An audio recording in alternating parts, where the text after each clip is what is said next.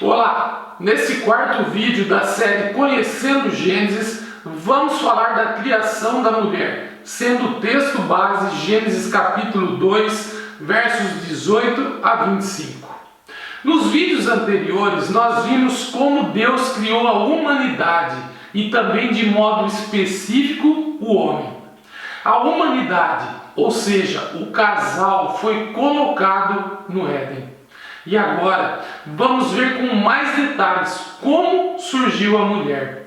E o autor de Gênesis é de uma felicidade incrível quando ele fala da criação da mulher. Ele fala com muita facilidade e de uma forma simples. Ele nos mostra que há uma ligação estreita entre o homem e a mulher. Mas apesar de simples, o texto não é simplório. Na linguagem da época, deixa lições muito preciosas sobre o valor da mulher. E é bom procurar entender o que está sendo dito para nós compreendermos bem o texto. O homem foi colocado no Éden num estado de felicidade, num estado paradisíaco, como já vimos no vídeo anterior. E é justamente nesse contexto de felicidade que surge o relato da criação da mulher. E assim o bem-estar vai ser completo. Nos tempos de hoje e também em várias épocas da história, a mulher sempre foi desvalorizada. Muitas vezes foi tratada apenas como um objeto sexual e muitas vezes tratada como sendo inferior ao homem, e só pelo fato dela ser mulher. Em algumas culturas ainda hoje, seu valor é como de um animal. Mas vamos ver o que a Bíblia nos fala sobre a criação da mulher e o seu papel neste mundo. O verso 18 do capítulo 2 de Gênesis nos diz o seguinte: Disse mais o Senhor Deus, não é bom que o homem esteja só. Deus não fez o homem para viver só. Ele precisa de comunhão, de relacionamento. E esse relacionamento é modelado segundo Deus, que não existe em isolamento, mas é uma triunidade e cercado ainda por uma corte celestial. E não achando bom o homem viver só, Deus resolve lhe trazer uma ajudadora idônea, ou seja, alguém correspondente. E o verso 19 traz um pois. Deus sabia que não era bom o homem estar só e precisava mostrar isso ao homem, dar-lhe consciência desse fato. E assim Deus lhe dá uma tarefa. Todos os animais do campo e todas as aves do céu são trazidos ao homem para que ele dê nome. Deus mesmo poderia ter feito isso, mas no capítulo 1, verso 26, nós lemos que o Senhor deu ao homem o domínio sobre a criação. Mas o que isso tem a ver com dar nomes aos animais? Na Bíblia, o nome mostra a natureza da pessoa ou do animal. Ao dar nomes aos animais, o homem mostra sua alta inteligência. Ele caracteriza e identifica a criação. E isso também mostra o seu domínio sobre ela, porque saber o nome era ter domínio sobre alguém, ou poder exercer controle sobre a pessoa cujo nome se sabia. Foi por isso que o anjo que lutou contra Jacó se recusou a falar o seu nome, mas exigiu que Jacó dissesse o seu nome, como nós podemos ver lá no capítulo 32 de Gênesis. O anjo é que deveria dominar Jacó. O homem tem domínio sobre a criação e não apenas sabe os nomes. É o homem que dá os nomes. E com isso, a sensação de solidão do homem aumenta, porque ao dar nomes ele percebe que todos os animais têm o seu par. Leão, leoa, boi, vaca, urso, ursa, cachorro, cadela. Ué, e eu? Cadê a minha parceira? Se Deus já tinha percebido isso, agora é o homem que também percebe que lhe falta algo, ou melhor, alguém. Parece que Deus deseja gravar a noção de solidão na mente do homem.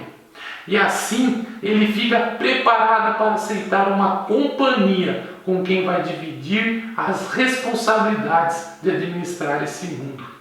E essa ideia é reforçada pelo que diz a conclusão do verso 20. Não se achava uma ajudadora idônea. E essa expressão que foi repetida, ajudadora idônea ou correspondente, parece um tanto assim enigmática. Mas o que realmente significa essa expressão? O hebraico traz Ezer Kenegdo. Ezer é de onde nos vem Ebenezer. Eben, que significa rocha, e Ezer, que significa proteção, refúgio, abrigo. E essas duas palavras são substantivos. E no hebraico, quando aparecem seguidas, há uma figura que é chamada construto. No construto, Ezer significa vigor, força, poder, firmeza. A mulher é mais do que uma auxiliadora, não é uma espécie de secretária do homem, ou então uma figura secundária. Ela é a força do homem, é o seu vigor. Maridos que são bem casados, que amam suas esposas e as respeitam, sabem quanta força recebem delas. Nós precisamos restaurar a figura da mulher, que muitas vezes é reduzida até mesmo entre os cristãos. Ela não é inferior, nem é o suporte do homem. Ela é igual ao homem e é o seu complemento. Esse é o sentido de Kenegdo, ou seja, uma figura diante de alguém em oposição por ser diferente e complemento. Ela é o outro eu do homem, e sem ela o homem é incompleto. Então, auxiliadora idônea significa alguém que administra o mundo com ele. Eles são parceiros na administração do mundo. E quando o casal entende isso na vida do lar, as coisas não apenas andam muito bem, mas ambos se realizam emocionalmente, vivendo em confiança, sem ressentimentos, sem um dominar o outro e sem humilhação. Então, o verso 21 nos diz que o homem cai num profundo sono. E aqui o hebraico traz tardemá, que parece indicar um sono anestésico. Vejam bem, Deus foi arquiteto, foi oleiro, jardineiro e agora ele é um cirurgião. E o texto vai ressaltar uma grande verdade. A mulher será criada sem a participação do homem, a sua revelia. No processo de criação da mulher, ele é passivo, não toma parte. Deus é o agente. A mulher é obra exclusiva de Deus, do Criador. E por que da costela? Na verdade, o que o texto ensina não é tanto de onde ela vem, mas o que ela é. Ela vem de perto do coração. Nós temos que lembrar que o relato bíblico faz parte de um contexto oriental. O peito, o tórax, era a parte mais nobre do homem, porque é onde está o coração. Ou seja, o centro dos pensamentos e sentimentos, como o nosso cérebro. O hebreu pensava com o coração e sentia com as entranhas. A mulher vem da parte mais nobre do homem, porque ela é nobre.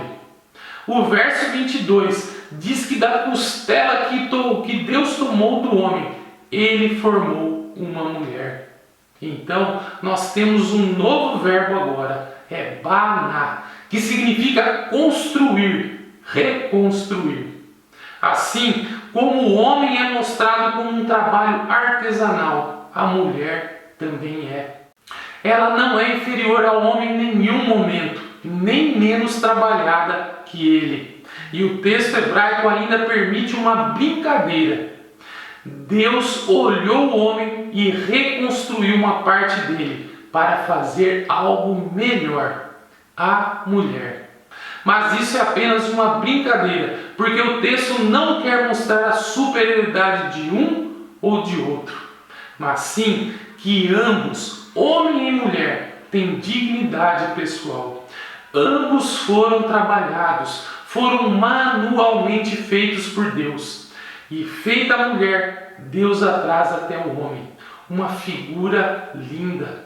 Ainda hoje no casamento, o pai ou o responsável pela noiva a leva até o marido. Deus é o responsável pela mulher. Deus não diz para a mulher, procure um homem, nem diz para o homem, procure a mulher. É Deus quem traz a mulher até o homem. Antes tinha trazido os animais para que ele desse os nomes. Agora Deus lhe traz uma surpresa e o homem vai lhe dar um nome, mas ela não é dos outros, é dele. É a sua ajudadora idônea. E agora ele não está mais só. E quando o homem acorda, ele explode em alegria. É como se ele dissesse: uau, que coisa linda! O homem ficou encantado com a mulher. As nossas traduções não captam toda a emoção daquele momento. Mas na estrutura hebraica, a declaração do homem é um poema. O primeiro poema de amor da história. O primeiro registrado na Bíblia. As mulheres têm esse estranho poder de levar os homens a comporem poemas. E é interessante que agora o texto não usa Adam, que é o termo coletivo. Usa o termo Ishi, que significa homem. E para a mulher usa o termo Isha. E a analogia semântica é muito expressiva. A mulher deriva do homem, o que é uma lição muito profunda. Em Gênesis 3:20, o homem chama sua mulher de Eva, que significa vida. E a semântica também é muito rica. A mulher é portadora da vida. Ele é o Adam, ou seja, humanidade. Ela é a Eva, ou seja, a vida. Ela deriva dele, mas ele precisa dela. A humanidade precisa da vida. E o ensino bíblico é riquíssimo. Homem e mulher não são conflitantes, mas são mutuamente dependentes. É como nos diz 1 Coríntios 11, versos 11 e 12. No Senhor, todavia, nem a mulher é independente do homem, nem o homem independente da mulher. Porque como provém a mulher do homem, assim também o homem é nascido da mulher, e tudo vem de Deus. E o verso 24 nos mostra a atração natural entre os sexos. O homem é atraído pela mulher, porque afinal de contas, ela é osso e carne que saiu dele. É um pedaço seu que lhe falta.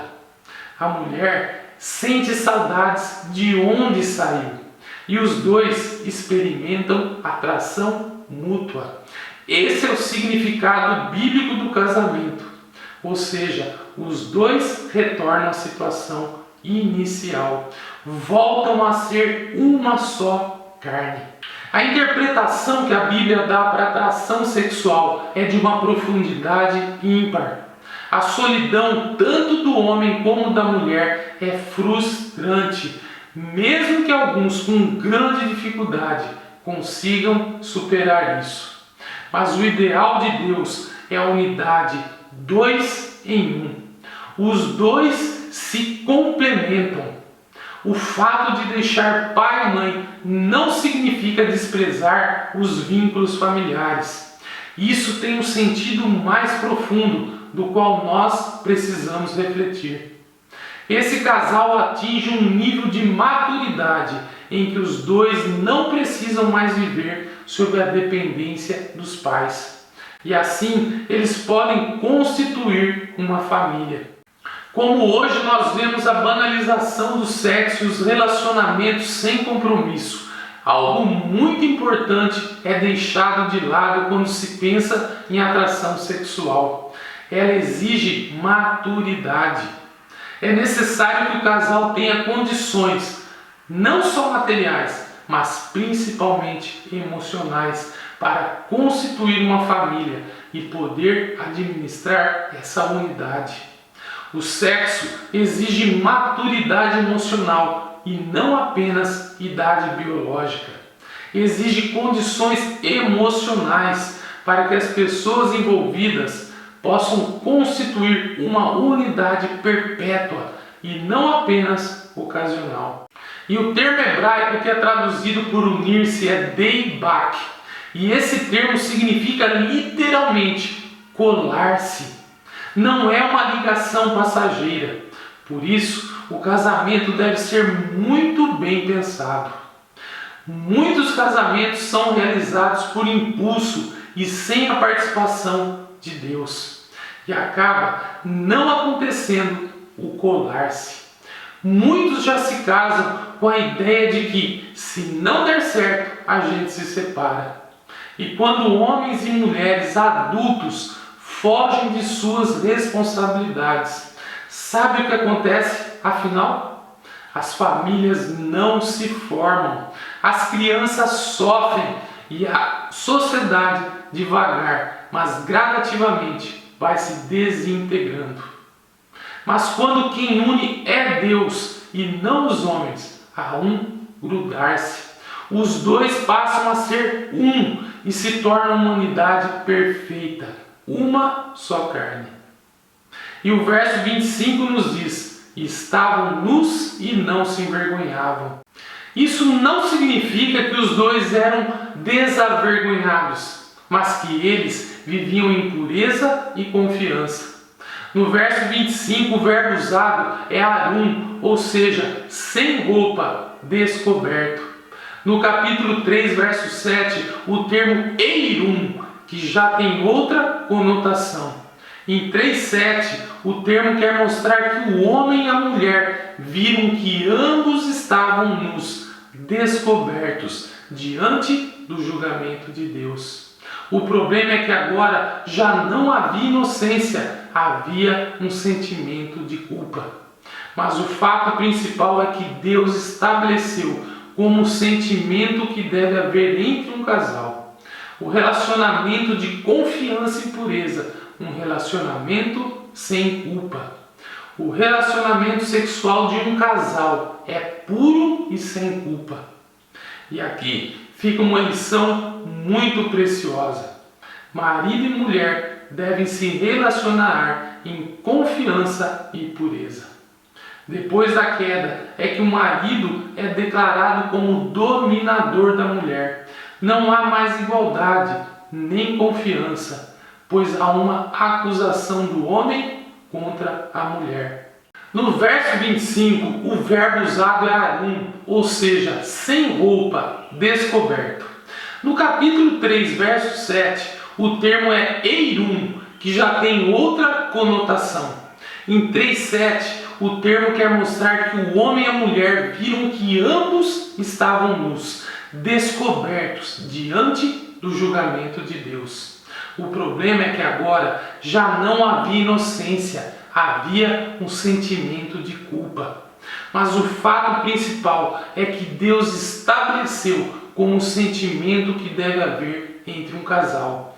O relacionamento de confiança e pureza, um relacionamento sem culpa. O relacionamento sexual de um casal é puro e sem culpa. E aqui fica uma lição muito preciosa. Marido e mulher devem se relacionar em confiança e pureza. Depois da queda, é que o marido é declarado como dominador da mulher. Não há mais igualdade, nem confiança, pois há uma acusação do homem contra a mulher. O propósito de Deus era que houvesse um relacionamento puro e confiável. E que lições nós podemos tirar da criação da mulher? A primeira lição: a mulher não é inferior ao homem, é sua igual e também a sua contraparte. Não é justo que hoje ela receba salários inferiores ao de um homem quando executa as mesmas funções que este. E também peca a igreja que subvaloriza suas obreiras, missionárias valiosas, santas mulheres de Deus, que têm feito tanto pelo nome de Cristo. Dão-lhes salários baixos porque são mulheres e não precisam sustentar uma família, como muitos dizem, com grande infelicidade. A segunda lição: não é justo menosprezar a mulher por causa da sua feminilidade ou da sua fragilidade. Por esse motivo, ela deve ser até honrada, como nos diz 1 Pedro 3, verso 7. Maridos, vós igualmente vivei a vida comum do lar, com discernimento e tendo consideração para com a vossa mulher como parte mais frágil. Tratai-a com dignidade, porque sois juntamente herdeiros da mesma graça da vida, para que não se interrompam as vossas orações. O critério não pode ser a força física ou a emocional. O critério é que sem a mulher, o homem é incompleto. Terceira lição: o machismo cultural erra porque ele reduz a dignidade da mulher. E o feminismo erra ao elevar a mulher sobre o homem. O padrão de Deus é a cooperação e não a competição. Quarta lição: a mulher tem a sua dignidade própria como alguém construída por Deus. Ela não deve aceitar ser um objeto sexual ou sendo exibida como um pedaço de carne num açougue, como muitas vezes ocorre nas redes sociais, na televisão, reduzindo a mulher apenas a um objeto de desejo. Não, ela é projeto de Deus para a administração do mundo e o seu valor é muito maior do que apenas uma aparência perfeita. Quinta lição: a união sexual entre um homem e uma mulher é plano de Deus. O sexo não é imundo e nem motivo para piadas torpes, sujas, das quais nunca deveríamos participar. Deus criou dois sexos e deu distinções sexuais ao homem e à mulher. Quando o sexo ocorre dentro dos padrões de Deus, é uma das mais belas expressões da vida. O prazer não é apenas físico, mas é também emocional. Sexta lição: a banalização do sexo e o aumento dos relacionamentos ocasionais, sem compromisso, ignoram um elemento fundamental. Ou seja, o sexo se liga à maturidade e ao amor. Nos animais, o instinto é que rege o sexo.